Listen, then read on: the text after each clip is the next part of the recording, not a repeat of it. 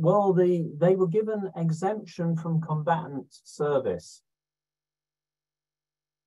which is another way of saying they were put into the army to serve as non-combatants. Okay. And where were they sent? If you'd like to go on to our next slide, well, they were sent to the Richmond Castle cell block that I showed you earlier on. Yeah. And you'll see that there are 2 floors and there are 8 cells. Now, if ever you get to come to Britain, I might be able to let you see inside those cells, because you'd be amazed at what there is there.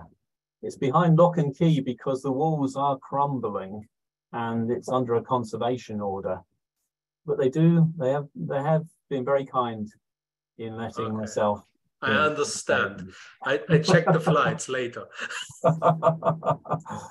All right. So they were sent here to Richmond to become part of the militia as non-combatant soldiers. But of course, when they got there, they wouldn't wear uniform. They refused to do the various duties that were expected of them as soldiers. And as a result of that, they were imprisoned in these cells. And life was made very hard for them. They were on bread and water diets, allowed for by the military law. And they made their stand and they made their protest by writing on the walls. Now, some of the comments were political. Obviously, the Bible students weren't the only people here. Some of them were philosophical, but many of them were religious, and quite a few of them are from Bible students. So this is how they made the stand there. Yeah, yeah. About the political, I think when I read some watchdogs some German watchdogs from the 1930s, talking about the Nazi party, yeah, it was a little bit political. It's what's that time? For that time, it was the right thing. Yeah. Yeah. So when they have been in this prison, and what was the opinion how far they would do this? Well, let me show you. If we move on a slide or so. Another expectation the Bible students had, and in fact you'll find the Revelation 2 verse 10 scripture scribbled on one or two of the walls in these cells. They believed that some of them will be thrown into prison, as the scripture said, and that they were to prove themselves faithful even unto death, and then they would get the crown of life. Mm-hmm. So Brother Senior, for instance, was an anointed brother. He loved Jehovah and his Master Christ, and he was determined to prove himself faithful. And if it meant he got his crown sooner than the others, well, so be it. In fact, he had to wait quite a long time, but that's another story. But that was, they were ready for this. And go on to the next slide. This is one of the young men, Clarence Hall. Here's his inscription. Clarence Hall, Leeds, IBSA, 24th of May 1916, 7 days. That's probably on bread and water, or 7 days imprisoned in that particular cell. And on the 29th, he said that they were to be sent to France with 17. He got his math slightly wrong. It was actually 16. But these have become known in the British peace movement as the Richmond 16. Very famous. And what people don't know or didn't know in the British peace movement until this book was that 5 of the Richmond 16 were actually Bible students. But if you go on to the next slide. So it would be just before, it would be good to Google Richmond 16, and then we will get the story about this. Oh, okay. Yes, you can also look it up in the Watchtower online library, of course. Oh, so okay, I do that. And there's an article, a very good article there from my brother a few years ago, which will tell you more about it. Okay, thank you. Okay, now there were 16 objectors here. Some of them were Methodists. There were a few Quakers. There are a few socialists, and one Methodist conscientious objector was Bert Brocklesby. Now, my friend John Healy and myself found out this through studying the papers of Bert Brocklesby, which is in Leeds. And in his papers, as he was imprisoned, he said to the others, "How far are you prepared to go?" And Leonard Renton, who is pictured on the right there, an international Bible student from Leeds, replied, "To the last ditch." And one by one, they all said the same thing. Now, Bert Brocklesby, although he wasn't a Bible student, he said this was the most thrilling experience of his life, because he was determined he wasn't going to fight. He'd been brought up by the Methodists and told to love your enemies and that Christ was the Prince of Peace, and he'd stuck by that. But he was worried that there weren't other people to support him. And he realized then that there were, and it was the Bible students that helped strengthen the other men there. So I mentioned earlier on that there were over 420 Bible students. That's only about 2.10% of the overall population of conscientious objectors in World War I Britain. And yet there were 8 Bible students among 35 that eventually went through what happened next. And that is, they were sent to France against their will. In France, they were asked to unload supplies from ships, which they believed, rightly or wrongly, they believed to be ammunition for the war. The first person asked if he would unload was Herbert Senior. And he said, "I'm not going to do it because it's against my Christian principles." And then the others were asked as well, and they all said they wouldn't do it either. So they were in a very sticky position now, because they were considered to be part of the army, although they didn't view themselves as such. They were in an active war zone. They were ordered to unload these things, and they had actively disobeyed. Now, we've got records in Britain of men who were shot at dawn for just such things, for refusing to follow military orders at this time. They wouldn't do it. So potentially that could have happened to them. Mm-hmm. As it was, they were paraded before hundreds of men onto a platform, and their charges at the Field General Court Martial were read out to them, and the fact that they were guilty, and the fact that they were to be sentenced by General Haig to death. And then there was a long pause. And finally, they said, commuted to 10 years penal servitude.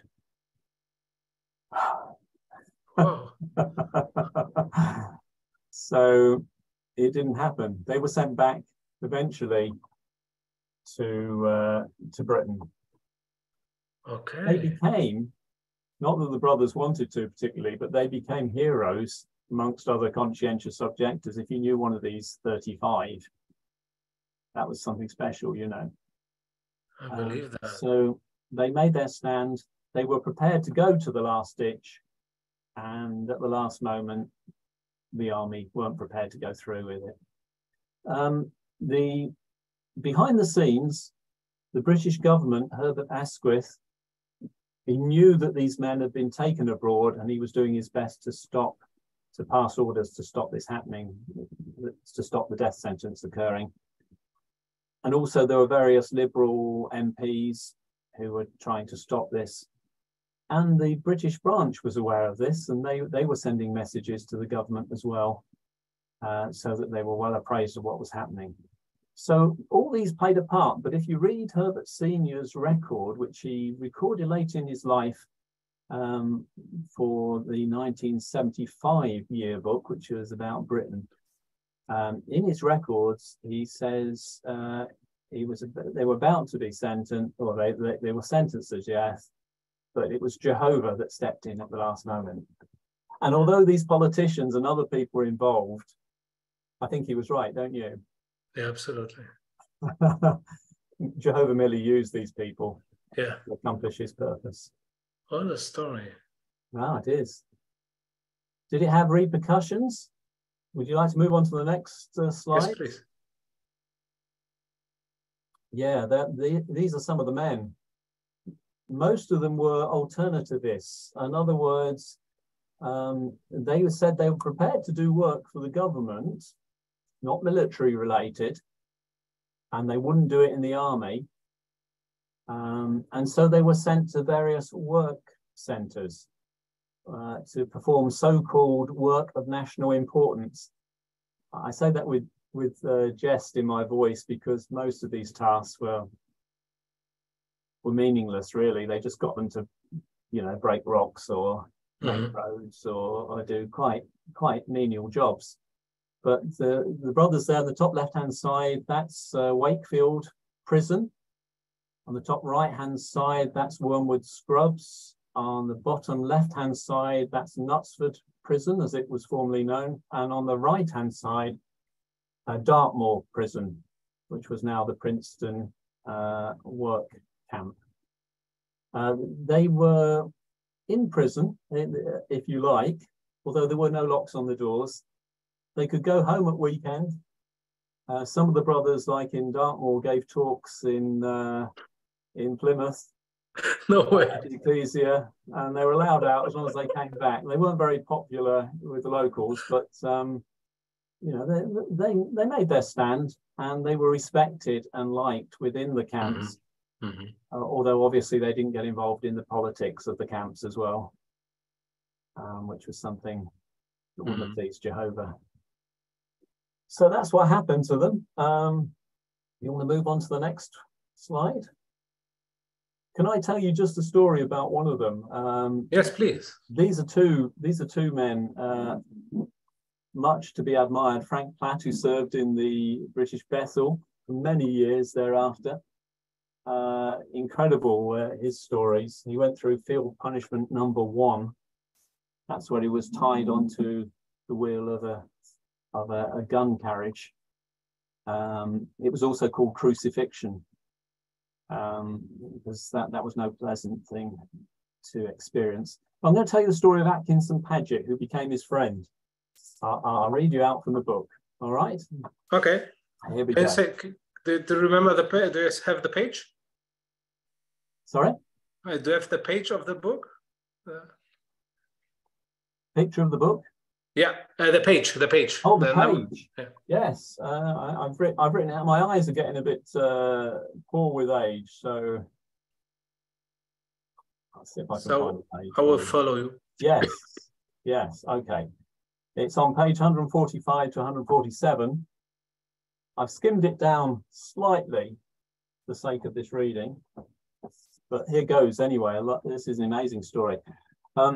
As Sunday school teachers and choir members, Atkinson Paget and his wife Martha were active members of the Horsforth Primitive Methodist Church. At their encouragement, Atkinson Paget attested as a volunteer soldier under the Derby scheme on the 5th of December 1915. The very next day, a gardener handed him a tract entitled "Gathering the Lord's Jewels." Paget read it, concluding that if this is the truth, then everything else is wrong. He acquired more Bible student literature and for 3 weeks sat up every night reading, studying, and reasoning.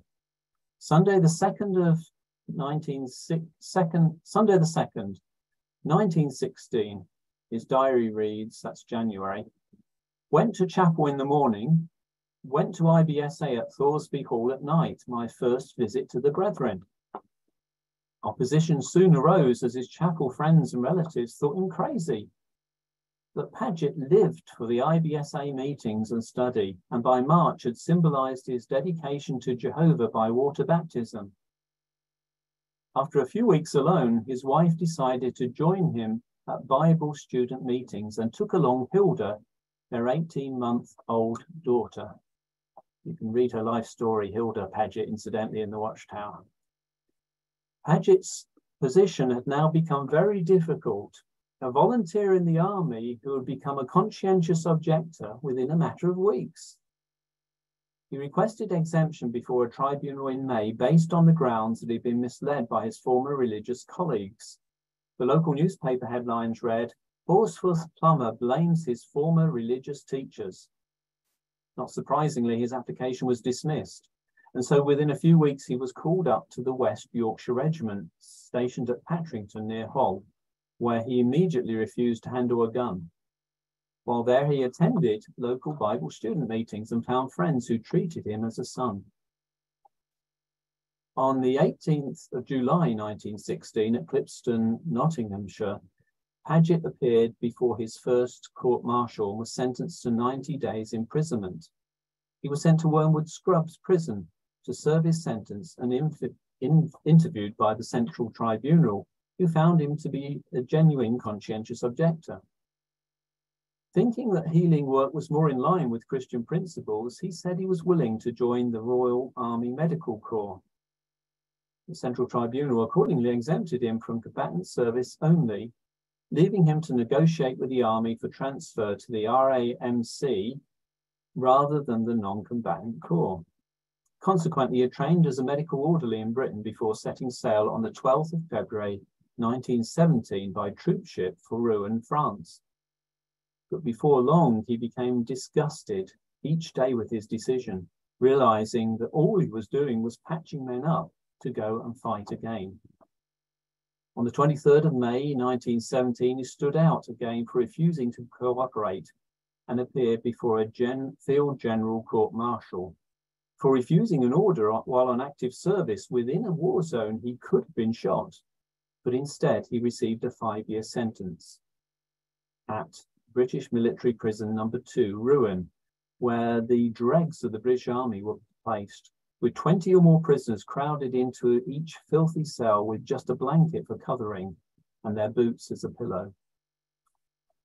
Paget continually asked to be transferred to a civil prison as a conscientious objector, where he could serve his sentence. This was refused, however, and he was constantly put on a punishment diet, given 3 months on bread and water, followed by a regular prison diet until his weight increased, then returned to bread and water. He was handcuffs with his hands behind his back by day, but with his hands in front of him during the night and at meal times. As a result, he bore scars on his wrists for the rest of his life, where 2 small handcuffs had been clipped into his flesh, resulting in festering sores. His Bible and books were taken from him. He had no letters from home, nor could he send any. Fortunately, he was given a small New Testament by another prisoner, his only source of strength and encouragement but for prayers. But his faith stayed strong. Though the army authorities did everything in their power to break his spirit, it was to no avail. Fellow prisoners admired him and tried to show him kindness. Some were so incensed at his inhumane treatment that they even threatened to riot.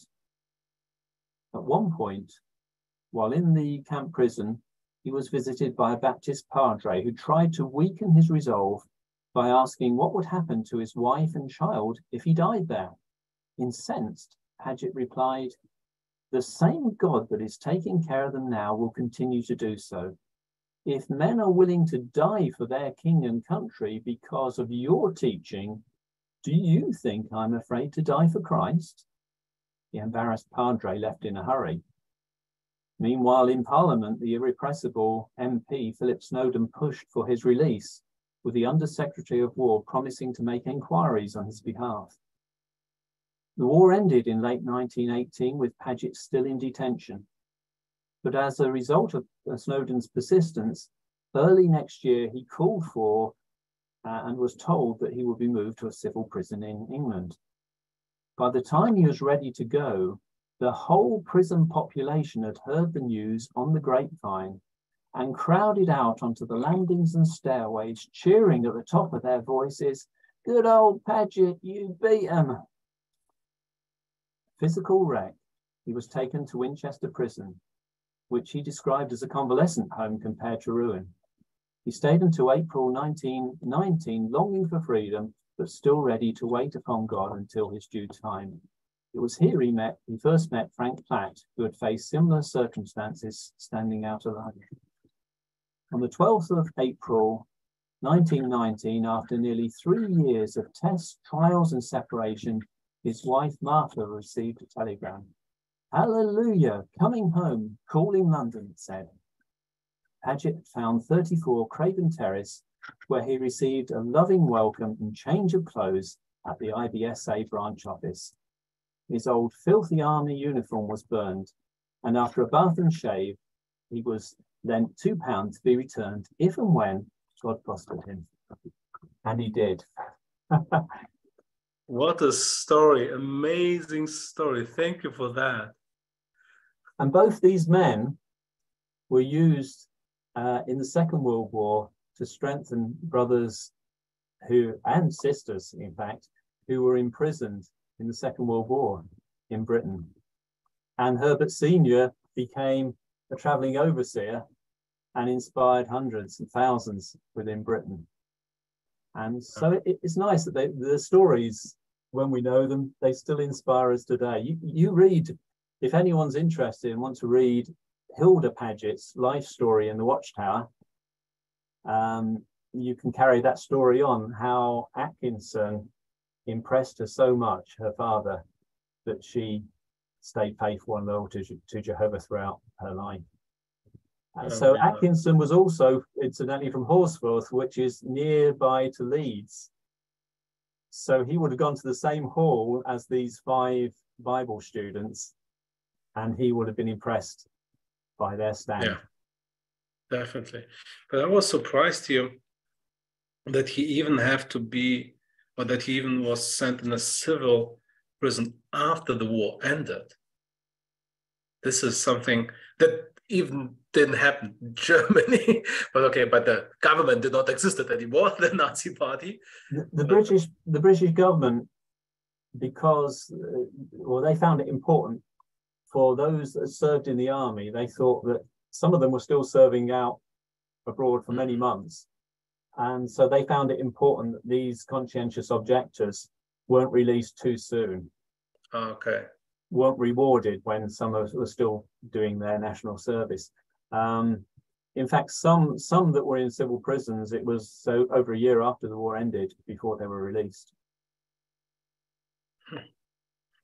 I like that. And good old Paget, you beat them. That's pretty good. Thank you. And I see on the next page is the story of Frank Platt. Yes. In the book. Yes. That's amazing, because he actually wrote down his story, which we stumbled across many years later. So again, so you his life story, that you have it. Or... I've got a copy of it. Yes. Okay. He later on in life he had a romantic interest with a young sister. But they decided not to marry because the end was going to happen any time. And they decided to, that friendship remained throughout the life. And as chance would have it, my pioneer partner from London days, when I told him about what I was researching, he said, "Oh, I've got a story somewhere about a conscientious objector. I'll send it to you."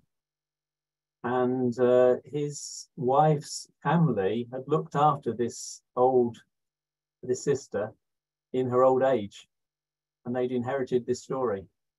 No way. Which was Frank Platt's. That's amazing. Yeah. And a few years ago, the brothers Bethel asked me about this story. I said, "I'm sure we had this story somewhere. We don't know where it's gone. You wouldn't have to have a copy, would you?" So it was nice. It was nice to pay something back to the organization, because they give us so much, don't they? Absolutely. So it was nice to be of help to them for a change instead of them helping me. It's an awful lot. I also love it every time when I have tours in German language, and then somebody says, "Hey, you are talking about this and this. I know his son," or something like that. "And if you want, I get your contact and he can tell you more." And that's amazing. This is to hear this from personal, like this older sister. It's amazing. It's Well, I gave a talk, a history talk, at Richmond Town Hall to do with the 100th anniversary of the Richmond 16. And one of the audience there was the daughter of one of those 5 Richmond Bible students. So she was no longer in the truth. Oh, she wasn't in the truth, but we could explain to her all what it was about, and we were able to invite her to the convention at Leeds, which I believe she attended a day or two there. So that was nice as well. Oh yes, I believe that. I believe it. So you wrote the book, amazing stories, amazing research for scholars, for students. What they say, how it was received. Well, if you want to go on to the last slide there, I think it's the last one. Yes. Here's a couple of people. This is Cyril Pearce, I told you about, who produced this database. He was very helpful, and he kindly said that the stand that they made had been ignored, understood, or even dismissed, but this book was a corrective to that. And then Martin Keedle, who was a professor from Oxford we started off with. Yeah. I sent him a copy, and he kindly made these comments here that it made clear that he, Ray, and who was another scholar, and others have got a lot wrong in our references to the Bible students. So that was a humble thing for him to admit. And now there is a record. Hopefully others will build on it in the future and we'll have a better one. But for the time being, we've got a record of their collective experience now, with the names of individuals, where they're from, which part of the country, where they had their tribunals held, what sort of stands they made. It's all there for people if they want to refer to it in the future. So it was a blessing, really. I did it out of interest, but it's nice if it can be of help to others. Can I ask you how long it took to write this book and the research and everything? I stumbled on Richmond Castle. Others knew about it before me, I hasten to add, but I stumbled on it in 2001, and it was 2016 that the book was published. So it took me 15 years to compile the records and produce the book. I'm not sure I'd recommend it again. It's I enjoyed it because that's what I enjoy researching, like you see. But well, there might be better ways of spending your time, but I try to spend time doing those more important things as well. I want to add that. I think there is also there are also worse ideas to spend the time. You can spend the time also on Netflix, but yes. I'm pretty sure that it's much better on the research, because it's always, I think you have the same like I have when I do my research. It's the more you find, the more you get encouraged yourself, right? And then they say, okay, you can't stop. So when I started with my Death March tour, I was thinking, okay, that's it. And then I found more and more and more, and it's amazing. I enjoy your Death March tour and Sachsenhausen tour, and I want to come back and find out about you're doing tours of other camps now, aren't you? Yes. But not about me. That's maybe later. Yeah. I have, but this will be the only book, or will be a second book, third book, fifth book? I checked your website on Oxford. There you have some studies. Yeah, I'm also researching at the moment. A scholar from America said to me, "You need to study the same period in America, because this scholar is he's called a Mentecostal, which is I think is somewhere between a Mennonite and a Pentecostal, but he's studying this period in America, and he says he's amazed by how many records of Bible students he's come across. He's staggered by it, and he said it needs a book about that. So I'm researching that, but I don't know. Armageddon will probably come first, and that's fine by me if it does. And about conscientious objectors in the Second World War in England. I'd like to do that as well, but that I really need a little bit of help on that one. I believe that. I'm still in my dancing shoes, but I don't think I've got too many more dances left. I have been in Berlin was in October was an event about Jehovah's Witnesses, and it was founded by the Arnold Liebster Foundation of Simon Nansen. And Dr. Tim Müller, who's also a Jehovah's Witness, he having a speech there. And I was really surprised. He said during the Second World War, there was almost 1,600 death sentences of Jehovah's Witnesses in Britain. None of them executed. So it was not, how you say, it was not executed, right? Yeah, not carried out.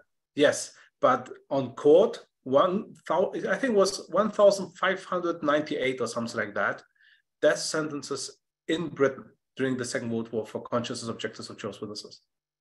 Well, that staggers me, but maybe you can send that on to me and I'll look into that for you.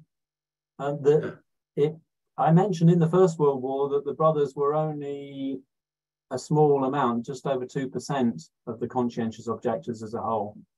By the Second World War, they were a considerable proportion, I think about 22%. And a similar thing in America. There were lots of religious groups that were opposed to the war in America in World War I. What's amazing about our brothers is whereas these other religious groups, over the passage of time, they softened their approach to war and they became part of society. They took on the perks that came along with society, so that by the Second World War, there wasn't much of a stand being made. But the brothers were a considerable proportion. There were over 4,400 brothers in America who were conscientious objectors. And as time has gone on, the proportion of brothers to the whole has increased remarkably. So in 2015, I think it was, over 90% of the people in prison throughout the world for conscientious objection were witnesses. Yeah, and that's the crazy thing if you think how less we are, right? It's Germany, we talk about 25,000 Jehovah's Witnesses in I don't know, 60 million nation, and then you have so many who have been in concentration camps or persecuted. So that's yeah. And that's as you said, time. It's always time, right? That's always the problem that we have to find. And but Jehovah strengthened us. He prepares us for difficulties, and then he uses the experiences of gained through those difficulties to prepare generations that come afterwards. Yeah, and so it's a worldwide stand, isn't it? Absolutely. And today, I think, isn't tomorrow in the Watcher? I think that's about Eritrea and all the others. Yeah, a brother from the footnote. Tajikistan, isn't it? Yeah, from Tajikistan. Yeah. That's, absolutely so. Example. Before we go to the question answer,